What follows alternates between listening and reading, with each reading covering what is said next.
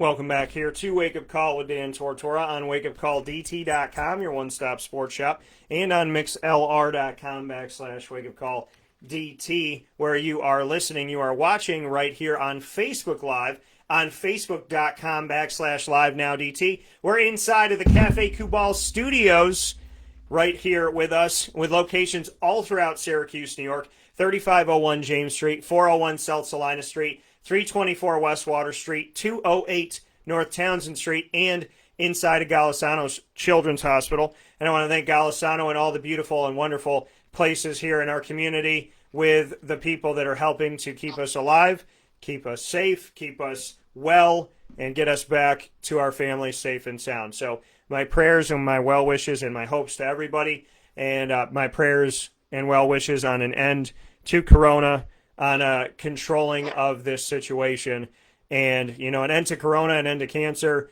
an end to anything that's ailing us, any pain, heartbreak, whatever it may be. I pray and I hope for every single one of us this morning, because we have had a very trying month, this month, the last 7 months this year, and I want us all to be well and do well. And there is nothing in this world that's going to hold me down or keep me back. I know Big Lou is the same way. That's why I love having him on the show. And so we're going to get through this together. We're going to rise together. I refuse to be negative, and I pray and I hope that the God that I believe in will definitely give us all a big hug today. So with that being stated, it's time to bring Lou Alexander onto the broadcast. He is a Syracuse Orange alum of the football program on the offensive side of the ball at offensive tackle, and he also has a fantastic company that he'll be talking about here in just a little bit, and I call it the Big A Jogger, Big A blank, but we'll call it we'll have him on the show here in just a second. I want to give him a shout out here. You can go and check out the website, and I definitely think that you guys should go out there and support what Big Lou is doing. It's Big A88 Jogger, and it's got and you can go there to big88jogger.com. You'll see Big Lou on there doing his thing, and you'll see the information on it and all the apparel and different things that you can get. So I appreciate the message. I appreciate the positivity, and I love the videos. And not only that, but the videos are at like 5 a.m. in the morning. I think I'm out, today's day 179. I mean, doing at least 10,000 steps a day. And I'm out there doing my thing, jogging, getting ready, and I'm looking at 5 a.m. I'm like, this man up before me. I was like, don't be stealing my thunder, man. Get back in bed. We'll do this at 10 a.m. together. So with that being said, Big Lou's here. And all jokes aside, I love this guy. Big Lou, how we doing? I'm doing all right, man. Thanks, man. I appreciate it, man, as always, man. Thanks for having me on, man. It's funny that you mentioned the 5 a.m. workouts, because like I told you last time I was on here, yes, I'm motivated to get up at 5 a.m., but when you have a son that's knocking at your door and saying, Daddy, at 4:30, you have no choice. So, well, I mean, I guess that's the other part that we buried the lead. Is that you're getting up at 5 a.m. but you got an alarm known as a child, so you don't really have a choice. Like, my dog will look at me in the morning and I'm like, yeah, I ain't with it right now, and she's like, all right, Daddy, we go back to bed. Sorry. Exactly. I'm just waiting for the day when my son can tell me, hey, Dad, I'm just going to go downstairs and make breakfast for myself. Then I think that's the day when we can all celebrate.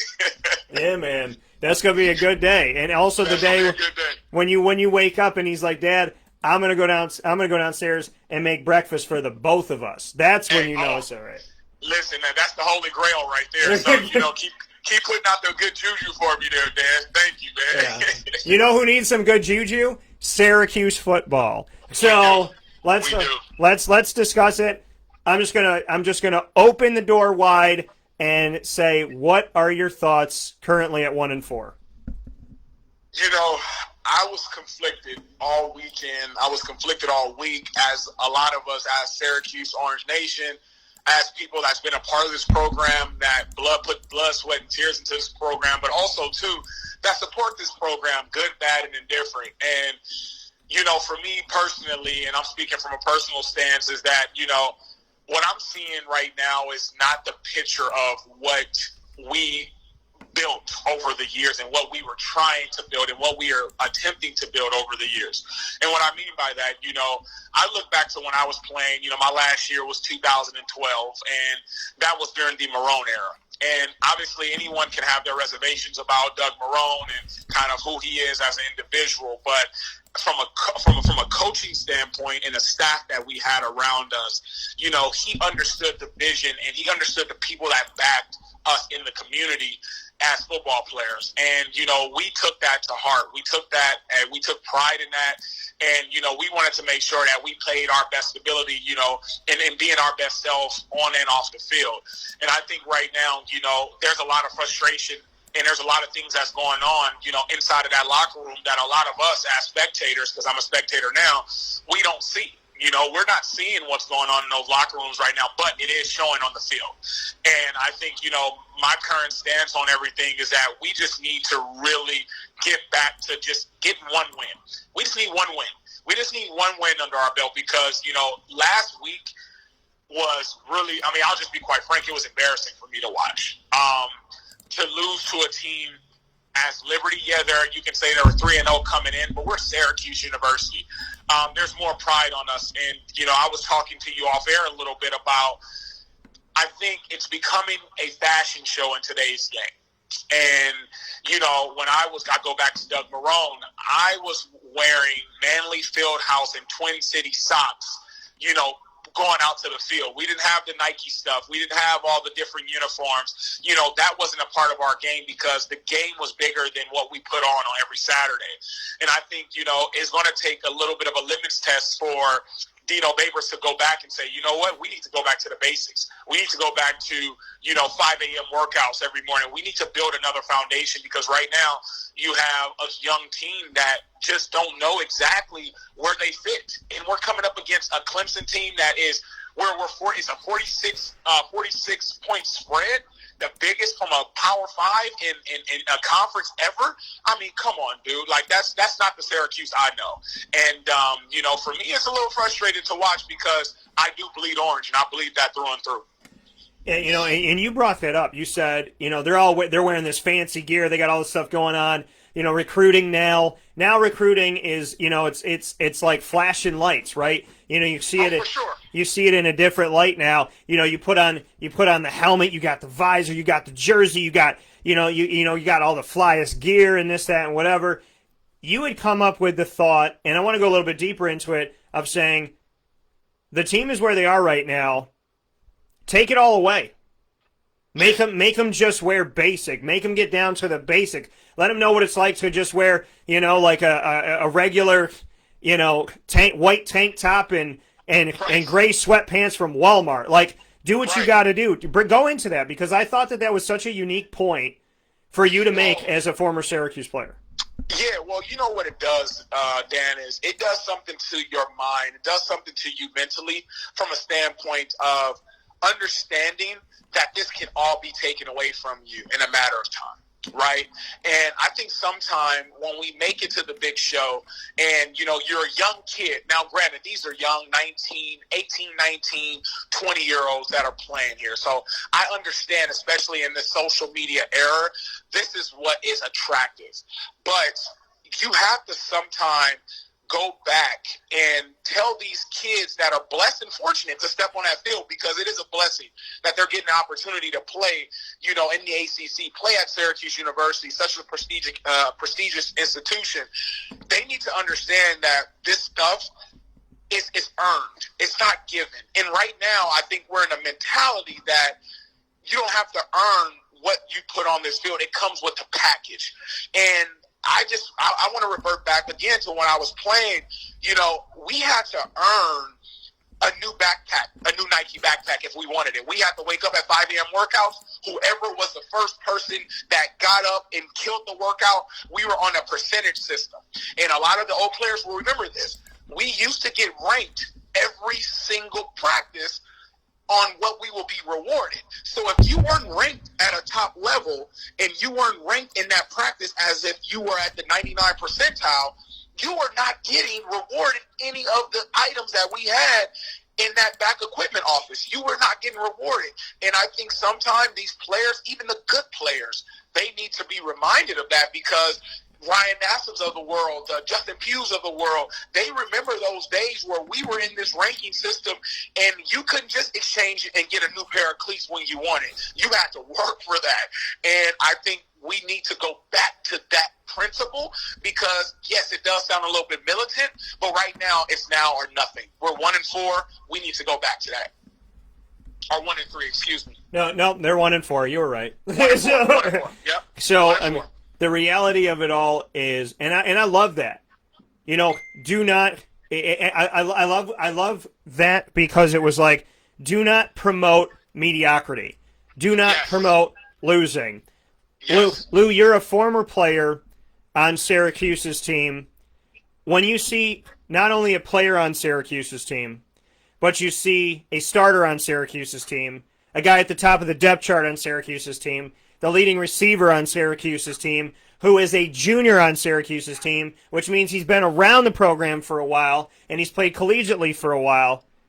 When you see him on television flip off the camera during a broadcast, what does that make you think of as a former player?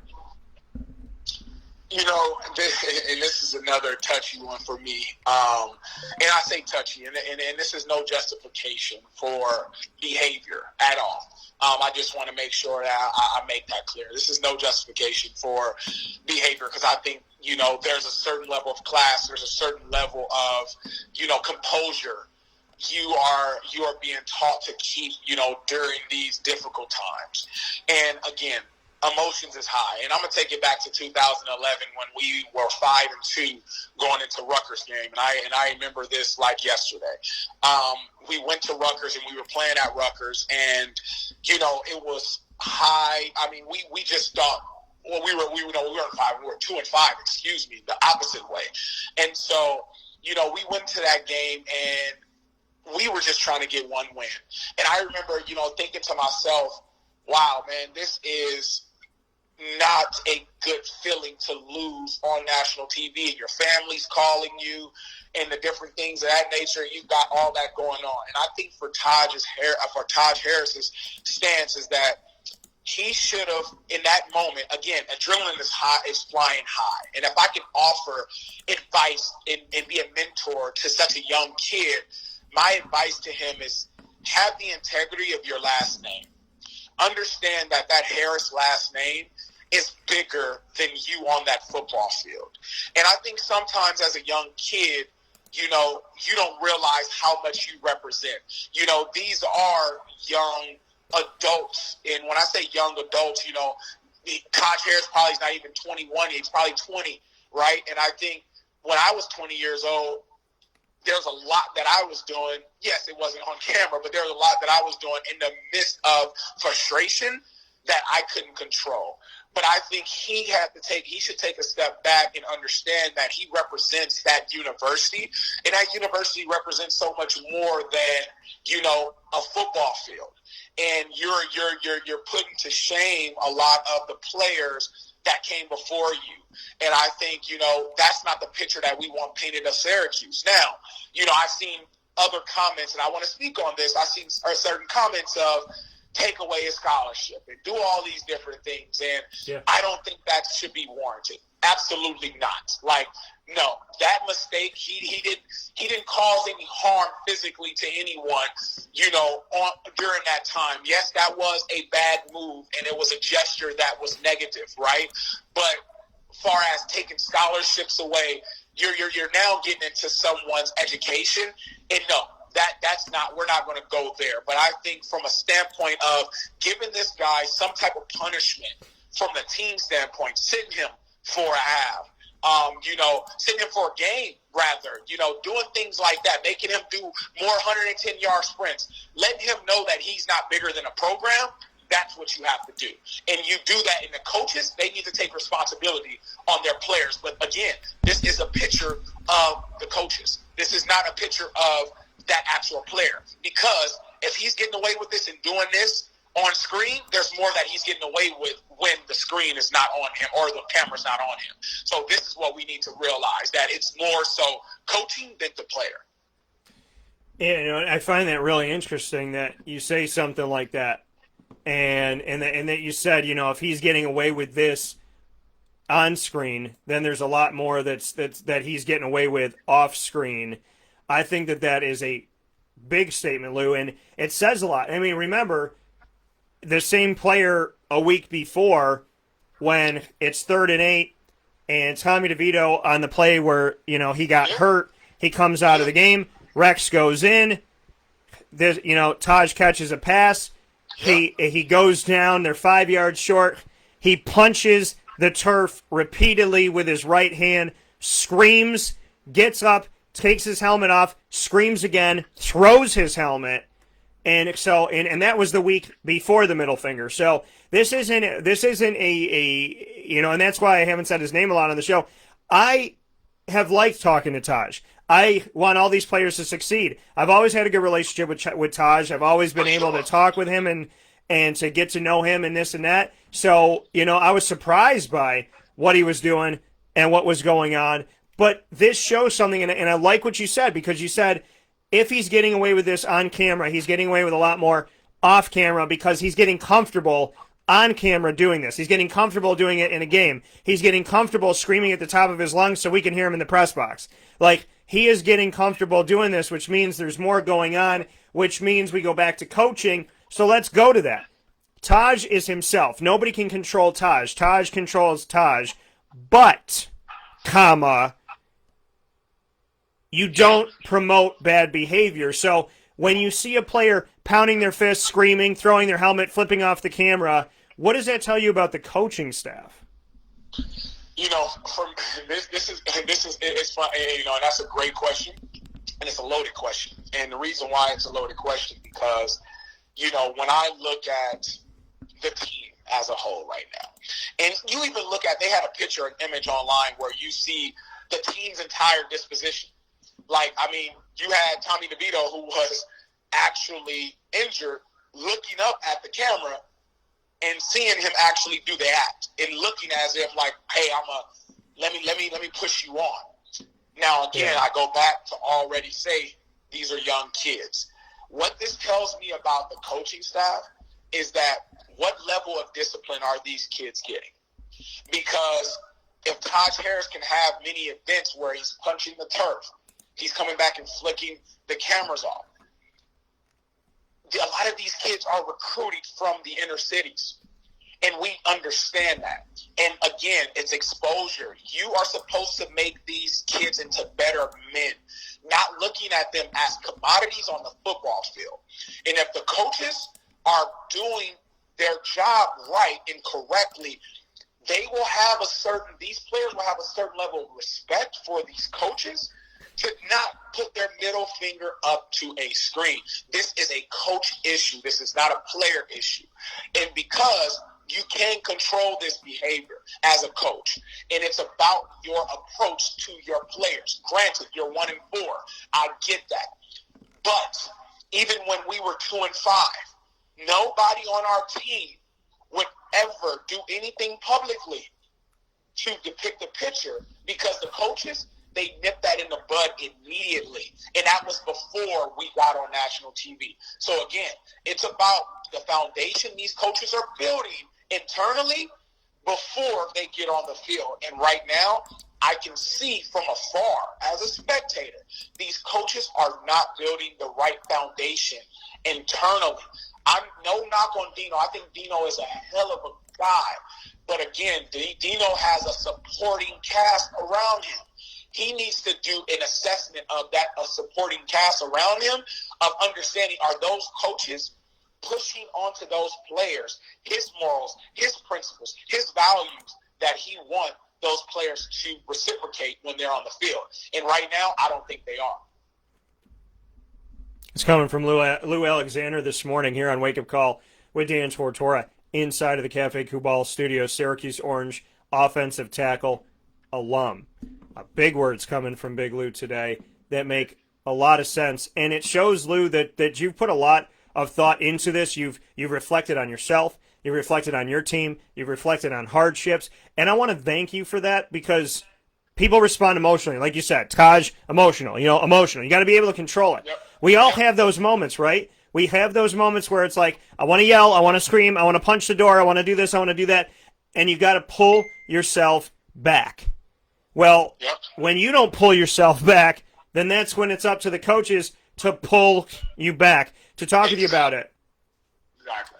And Dino said to us on Monday on the Zoom call, Dino said, Taj has stood up in front of us on Sunday, the day after the game. He stood up and apologized to us. He's a young kid, made mistakes. We get it. My mother, who knew about it as well, my mother, and I know what my mom would have done to me if I flipped off the camera. So, Lord knows what I would. Dino, I would not be afraid of Dino. I'd be afraid of my 4'11" mother. So, my mother said to me, she goes, "What apology? I didn't hear it. I didn't hear no apology. I'm sorry." But let me put my ear to the ground. No, he didn't say it to me. She said, when he did that representing our city, where she grew up, her home. She said, until he apologizes to me, I don't hear the apology. Right. What do you think about that? I think that is a good point. I think it is a good point. I think, he does owe it to the city. He owes it to the city that is supporting him as a player. He owes it to the city to give them some type of apology. I for sure think publicly he should.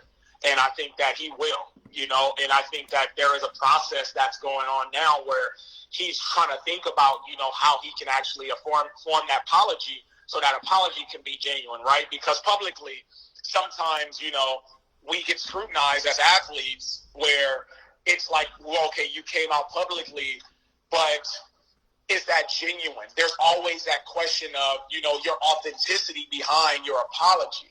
And I think, for him, he has to think about some creative way if it means that much to him, because it should, because his family last name he wears, that should mean a lot, but also to the Syracuse University and the Syracuse community, he wears that as well. So I think that he should think of a creative way to come out and apologize publicly to all the Syracuse supporters. And also, too, what that's going to show is during this time, there's reassurance of confidence in the Syracuse football locker room.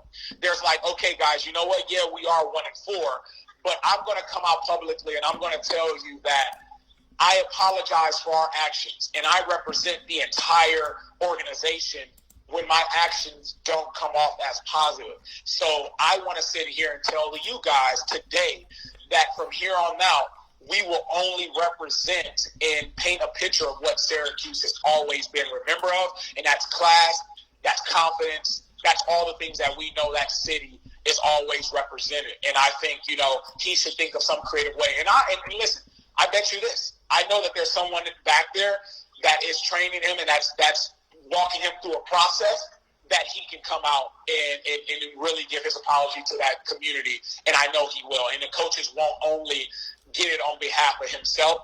They will make sure they push him, and I hope they push him to make some type of statement, out to the public. And, all we do is sit and wait from here. And I want to just say from here, I support that young man. And if that young man needs to talk to me about anything that he needs to do to be creative, to think about how he can apologize to that community, I'm open ears, and I want to help grow this young man.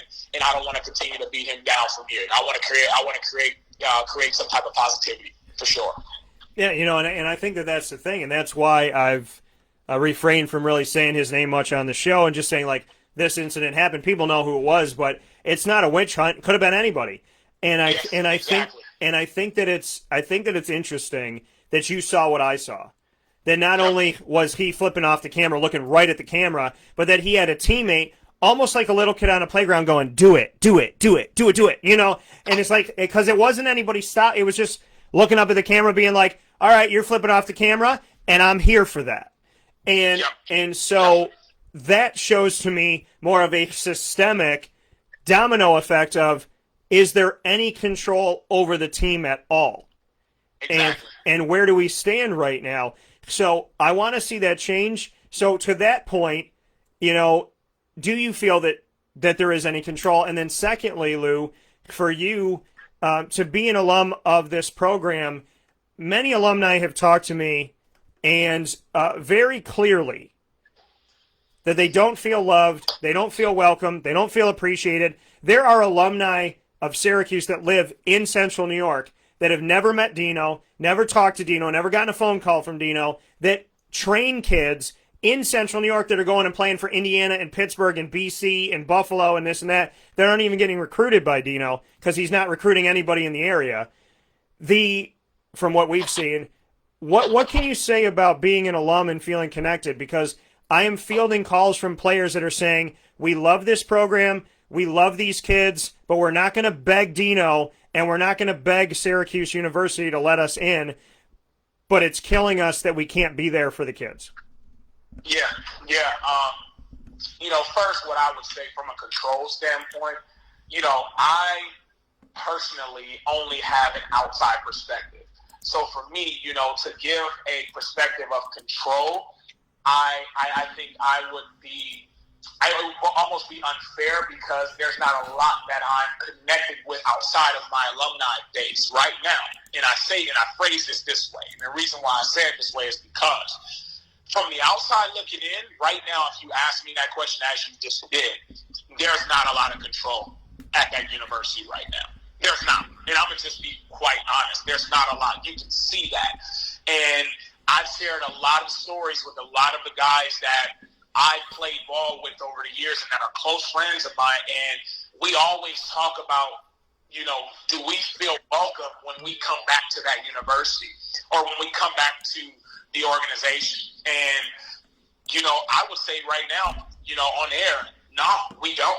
And I don't think that there's enough exposure for us to have to those kids or to those players that can push them in a positive light. And we want to help.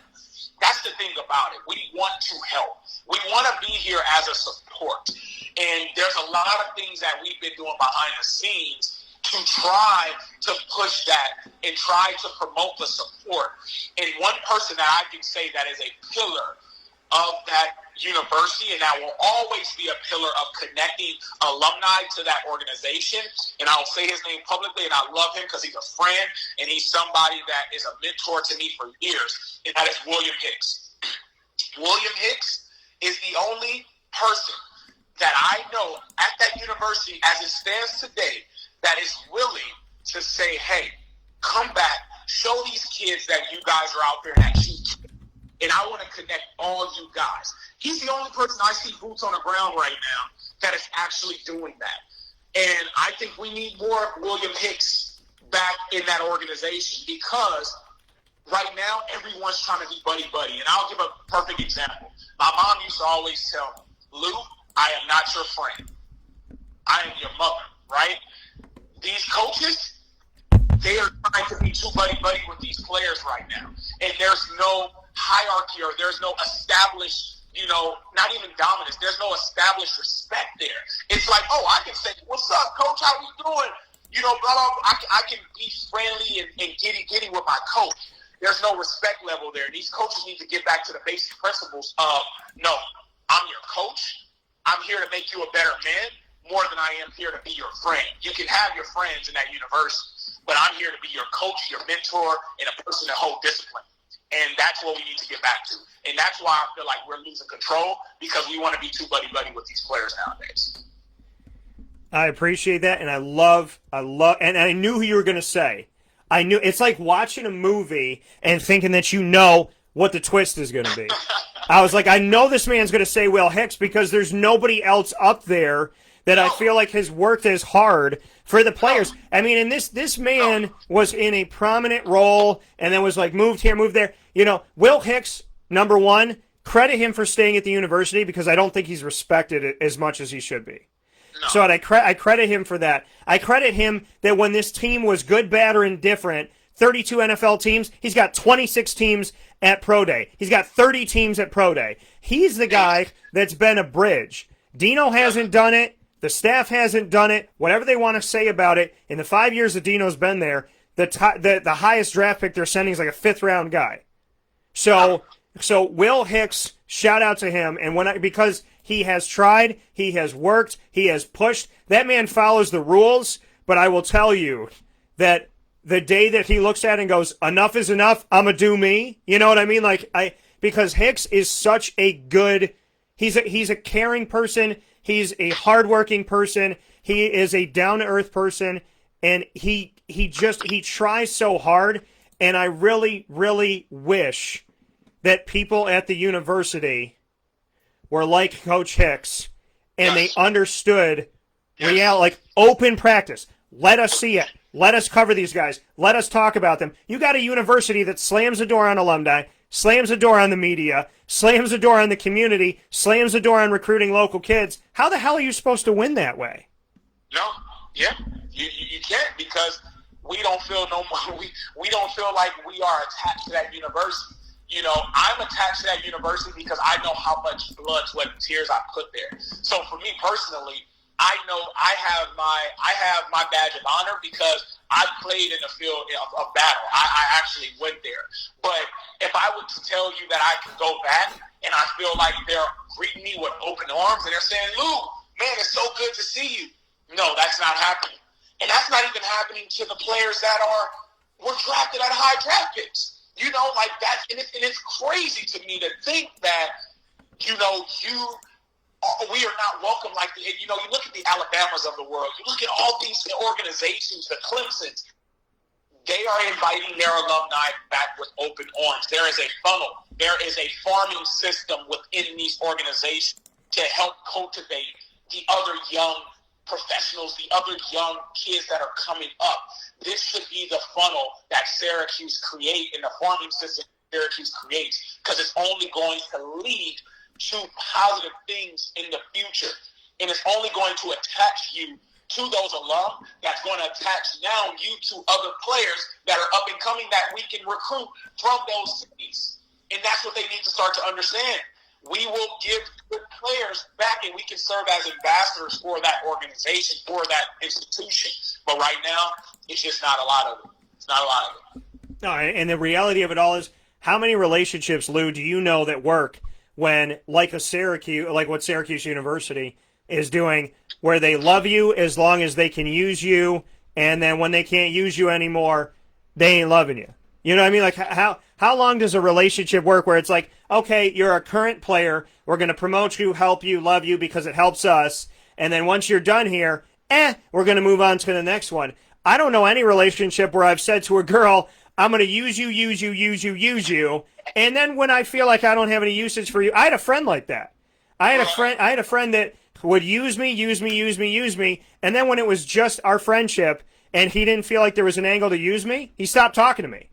Yep. So, you know, it's like, and I had a friend tell me to my face, like, I feel like I've taken enough out of this well from you. Like, I don't think you can bring anything more to my life. And I was like, bro, your route to the top, even if you get there, you're big, you know, you talk about big ass jogger, your ass gonna be rolling back real quick. Right. And ain't nobody gonna catch you. So, you know, when I'm going to the top shaking hands and being good to people, because if I fall, somebody's going to grab me. Yes. But when you try to roll upward, you go roll downward at some point because you got momentum. So, you know, and that is not me wishing bad on anybody. That to me is life. You get out of life what you put in. And if you're a user, somebody's going to remind you about why that shouldn't work. So exactly. It's all about putting good karma out there, man. You know, and I think the organization is, you know, that football team, that staff is it's literally getting what they've always put out, which is negativity. If you only promote negativity, and you can I always say the same. You can smile for the crap, you can smile for the cameras, but you're dying behind the scenes. Yeah. And that's what happens. That's what happens. And right now, Syracuse is not even smiling for the cameras anymore. They're dying in front of the scenes and behind right now. And I just don't want to see this for an institution that I love and that played such a huge part in my maturation as a man, as a husband, as a father.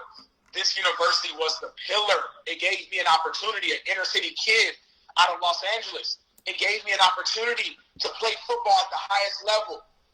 I will be forever grateful for them taking that chance. And I just want to see them get back to it because, listen, I'm tired of hearing calls of my family members and friends like, dude, Syracuse look garbage right now. I don't want to hear that. Like, that's not what I want to hear. I wear Syracuse pride badge of honor. Like it's gonna be a part of me. I mean, even my collection of my apparel line, I have more orange in my collection than I have in any other color. So like that's how much I bleed and believe in this organization, in this institution. But we need to figure out something. That coming from Lou Alexander. Lou, I couldn't say any of it better. It was succinct. It was clear. It was to the point. And if I wasn't the host of this show and I was just sitting here listening, I would still be in awe. So let me tell you, thank you. I know you got stuff going on today. I know you got meetings and whatnot, and you're a busy guy, but I appreciate you. I got love for you. And I will absolutely positively have you back on because there's something to be said about constructively criticizing, treating people as you would want to be treated. Still, like getting your point across, but doing it with love, asking real questions, stating the obvious, and not keeping the demons in the dark, but putting them into the light because we don't do anything with demons if we leave them in the shadow. Absolutely. Absolutely. Now, Dan, thank you so much, man. I always appreciate you giving us this platform to express ourselves as alum, come on here and really just, voice our opinion, but also just push positive in love and in hopes that we can change this, and I'm coming from a place of just wanting to change. And I'm never coming from a place of, disregarding or demeaning any type of player or any type of coach. I'm coming from a state of, I want to help you as your family member, as your extended family member, that long-lost cousin that you forgot about. I'm still here, and I want to help you. And so that's where I'm coming from, that place, man. But I appreciate you having me on, really, and I can't wait to be on next. And I want to show some love for your brand and your company and your mission. So I'll let everybody know that before you head off today. Yeah, no, absolutely. So, like you mentioned before, Big A Jogger, big ass jogger is what's inspired from me because, I was 340 pounds when I played at Syracuse, and leaving Syracuse and, leaving the NFL after I played for the Saints for, a little bit while, I was, still 340 pounds. So I wanted to push people to be their biggest selves at whatever they're doing, right? I wanted to push them in love. I wanted to push them with positivity. I wanted to create a social movement and an apparel line where people can feel confident about, them stepping outside during such a time of uncertainty and being able to shine a light on positivity rather than so much of the negative that's going on in the media and the news and Instagram and social media. So, this platform and my social movement is just to make sure that people are always feeling inspired. And I'm hoping to inspire people through my story and my clothes and my apparel. It tells my story. And, if you want to look more into it, please find me on BIG888jogger.com, and you can find me on social media at Lou_BIG888jogger, and I'm more than happy to inspire and put some inspiration into your heart. So thank you for letting me share that. Always. Lou, thank you. Much love to you and your family. Stay safe, stay well, keep staying positive, and giving us all those awesome videos in the morning. It inspires me. It pushes me, and I just want to let you know that when you're on the video showing them guns going, woo, like that, I'm on my end doing the same thing in my tank top going, let's get it today. So I am right there with you, and when just know as a wolf that, a lone wolf is not as strong as its pack. So when you howl, I'm howling on the East Coast. Hey, I appreciate it. Well, hey, make sure you give me a chirp when you see me on the East Coast, man. I will, man. Listen, be well. I love you, and I'll talk to you soon. All right, love you, my man. Thanks, brother. Take care. All right. Take care. That coming from Lou Alexander this morning on Wake Up Call, and God bless to him. And listen, folks, listen, escucha. You know what I mean? That's how you say it in Spanish. Escúchame. Listen to me. Escúchame. Okay? Listen, Linda. Syracuse University. Let them back. Let them in. It ain't working, okay? This is not a witch hunt. This is not hate. This is my city. My city. Some of y'all that work up on the campus, you ain't from here. But if you're here, you're my city. If you're here, I got love for you. If you're here, you're representing us. Okay? Whether that's for a day, a year, 4 years, your life, you're representing us. Let these kids back in. How many players, former players, do I have to have on Wake Up Call that tell you that they don't feel loved, they don't feel respected, they don't feel appreciated, they don't feel welcome? How many times do I have to have this conversation before we stop having this conversation because you changed something? Okay? Put your egos aside, put your pride aside, put the BS aside, put the selfishness of only caring about the players that are in the room right now. And have some respect for the people that were here before. Let the players that want to talk come back. Let the coaches that want to talk come back. Let them be a part of this. Let them be a part of this. They are a part of this family.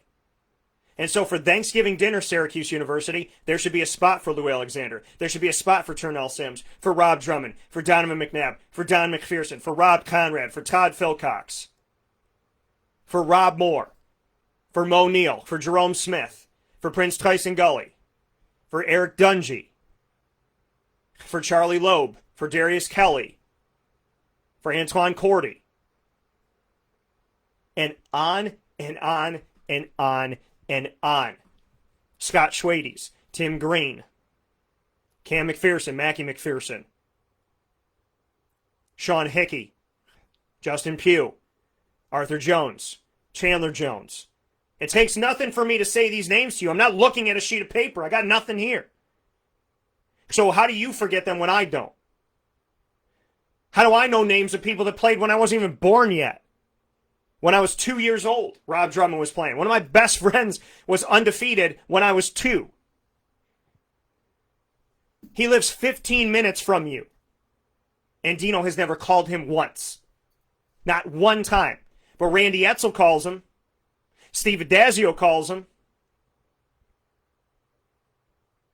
The Big Ten recruits Syracuse. UConn recruits Syracuse. Pittsburgh recruits Syracuse. Alabama and Nick Saban in the last decade have recruited Syracuse. The University of Buffalo recruits Syracuse. And they're 2 hours away. You can ride a skateboard, a tricycle. Hell, you can walk.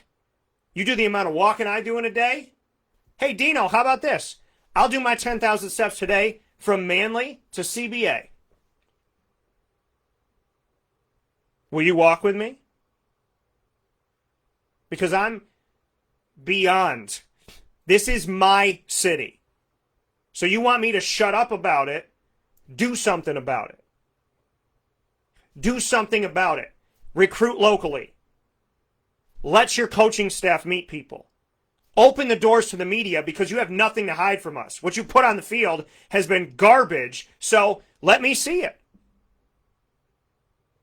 Because these kids that are in the program right now deserve better than the scheming they're getting. They deserve better than going and looking at that film. Some of it's their mistakes, some of it's coaching, but they deserve better. And if Taj Harris is that pissed off and he has no control, who is there as a father figure to him? Who is helping him find control for that? Who's helping him to feel better about it? I'm not going to sit here and put Taj Harris on the stake. I'm not doing that. The man is pissed off. He is angry. I had coaches that made me not want to play. But if he can't handle that, someone needs to help him. This community deserves better. The kids here, they hate Syracuse. They can't wait to leave here and come back and beat you. I've had kids tell me to my face, I cannot wait to come back here and play Syracuse for the next 4 to 5 years and beat them down. Because they feel so disrespected about the negligence of recruiting in the area. You have kids that were born and raised here that wore Syracuse apparel their entire lives that now hate your guts because you didn't even bother to call them. That's not good enough.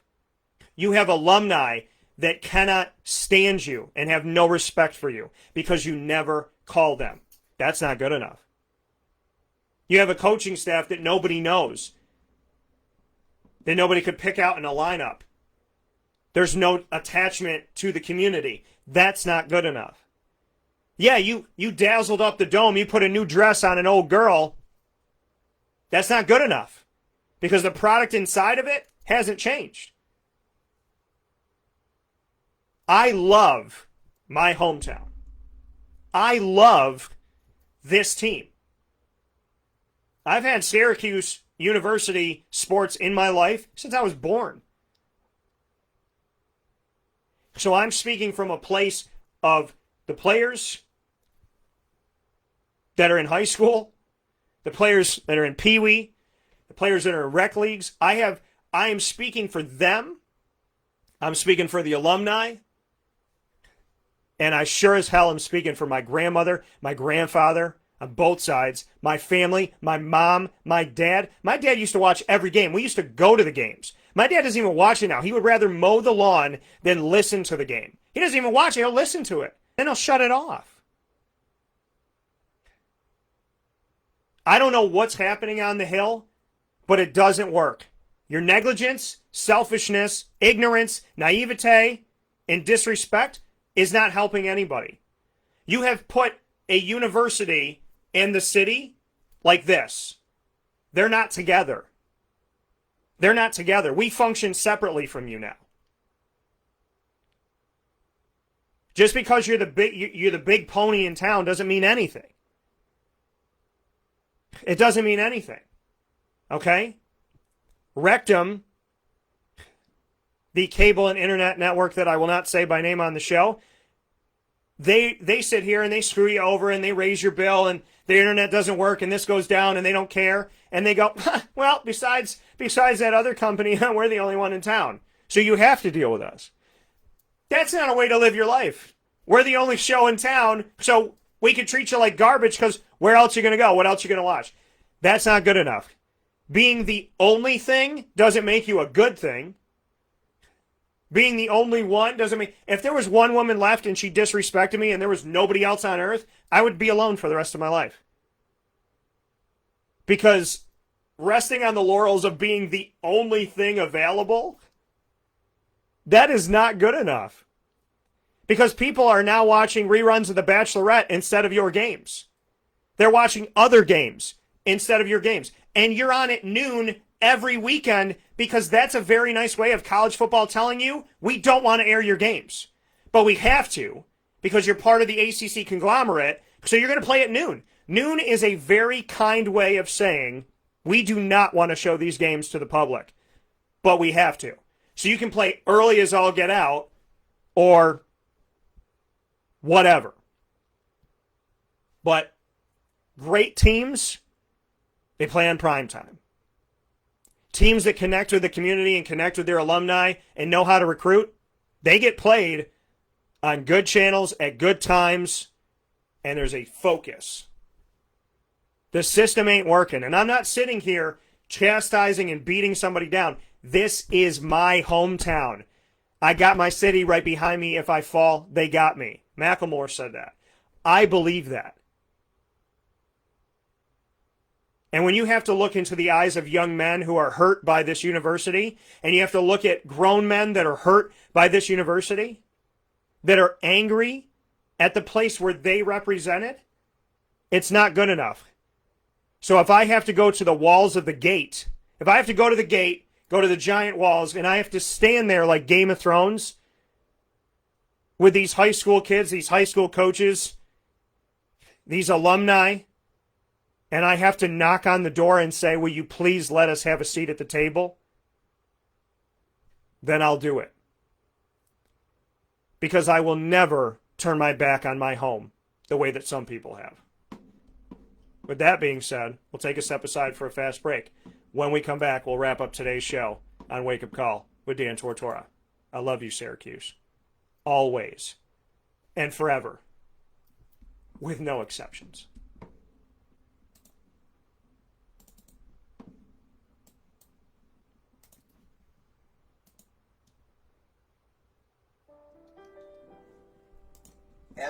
Restaurant, located right at the corner of Route 57 and Wetzel Road, is proud to be your local neighbor, growing with you for over 20 years. We're open 7 days a week for lunch, dinner, and drinks. For takeout, delivery, or catering, call us at 315-622-5100. When you order online and use our promo code ABS10, you will save 10% on your online purchase at myabacoles.com. And make sure to join us monthly for our live on-site broadcasts centered around Liverpool athletics. Abacoles, your local, trusted neighbor right at the corner of Route 57 and Wetzel Road.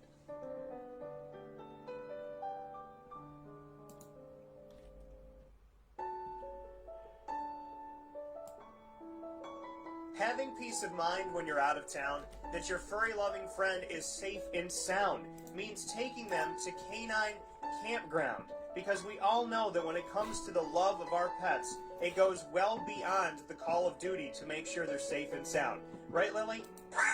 So take a ride to 242 Johnson Street in East Syracuse, New York, and see Canine Campground and where your dog will be staying, in the classic cabin, the executive cabin, the grand cabin, or of course the luxury cabin, because if you know Lily, you know she loves luxury. Now you don't have to wait to the last minute to find a family member or a friend that'll take your dog for a few days. Call Canine Campground at 315-299-4013. That's 315-299-4013. Their drop-off and pickup times are Monday through Sunday. Check K9campground.com for more information. That's the letter K, the number 9, and campground spelled with a K.com. K9campground.com. When you're going out of town, bring your dog to Canine Campground.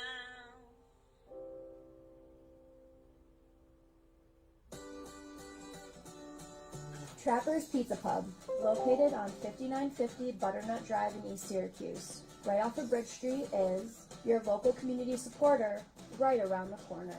Join us on site at Trapper's Pizza Pub for our live monthly broadcast supporting Central New York student athletes and their sports programs. Call 315-438-4444 for more information. And find us on Facebook and Instagram at Trapper's Pizza Pub. Trapper's Pizza Pub, your local community supporter right around the corner.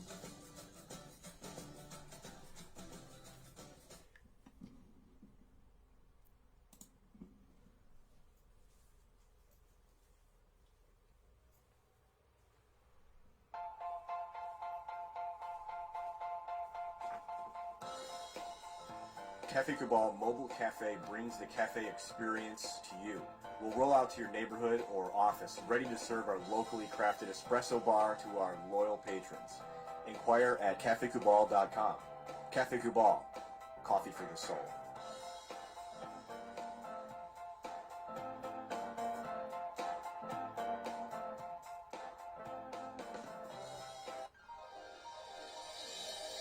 Ma and Pa's Kettle Corn and Popcorn Factory, located on 201 7th North Street in Liverpool, is home to over 40 flavors with more than 200 flavors in their total wheelhouse. Sky's the limit for this sweet and savory Central New York company. Keep it local at your parties, fundraisers, wedding showers, baby showers, and more by calling 315-450-MA-PA.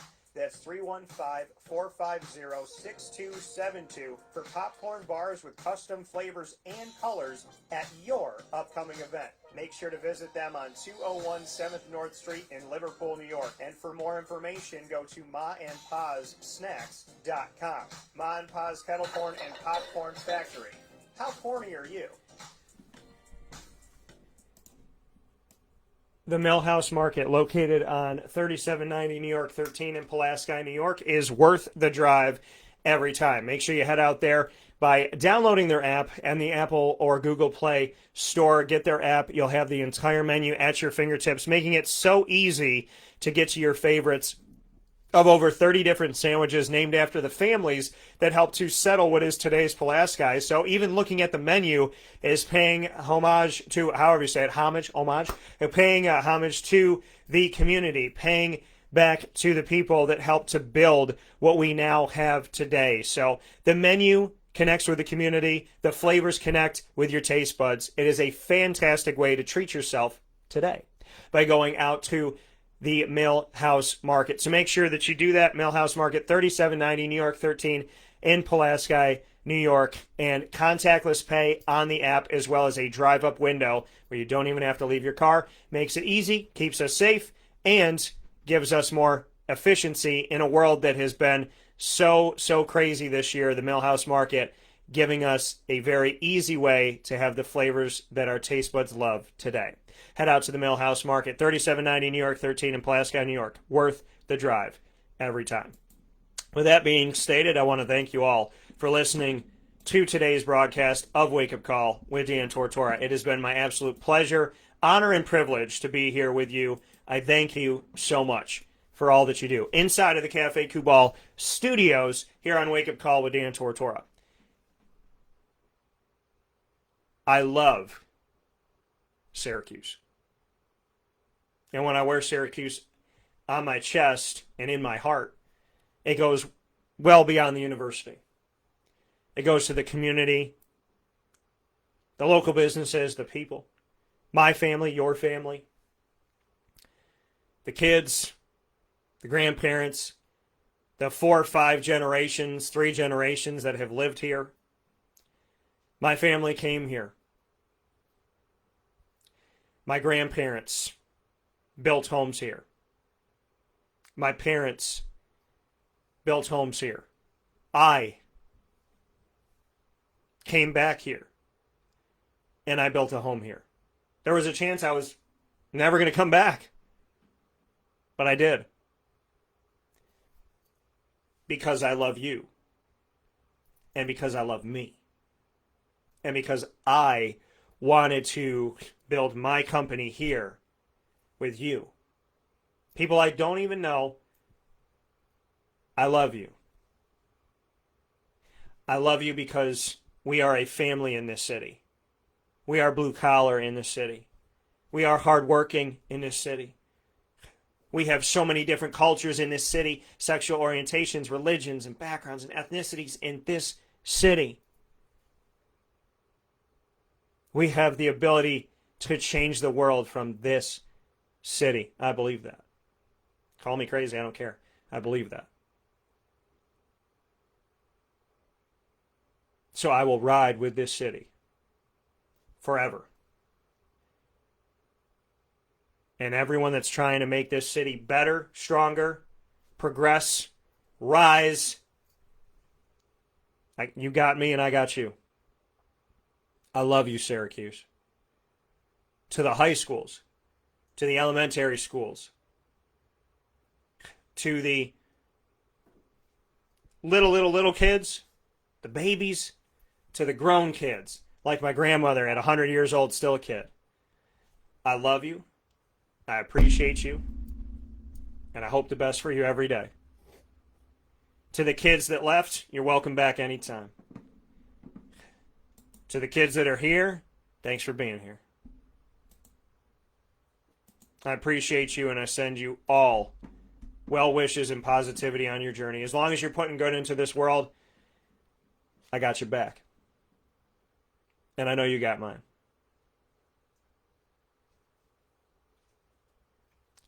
It's a lot to learn in 34 years. And my best one is right now. 35 years old is going to be my best year. It already is. It already is. I love you all. Papa Joe, Lou Alexander, thank you, gentlemen, for being awesome. Thank you to Ma and Pa's, popcorn.com, for being a part of the fiber of our community. And being like, I'm going to put up some videos today about what they did to decorate for Halloween. When you go to Ma and Pa's, it's not like you're going to a store and picking up popcorn, right? You go into a store, you just see kettle corn in the checkout aisle, you're like, okay, I'll try it. No.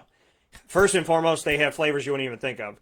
Secondly, they're always bringing in new stuff. Third, they're incredible. Fourth, they have fantastic guest service, which I'm just naming stuff off, but that's actually first on my book when it comes to how you treat people, because that's what it all breaks down to, right? So we talked about with the university, as we talk about with everything, how you treat people is ultimately the number one determinant on what's going to happen in your life.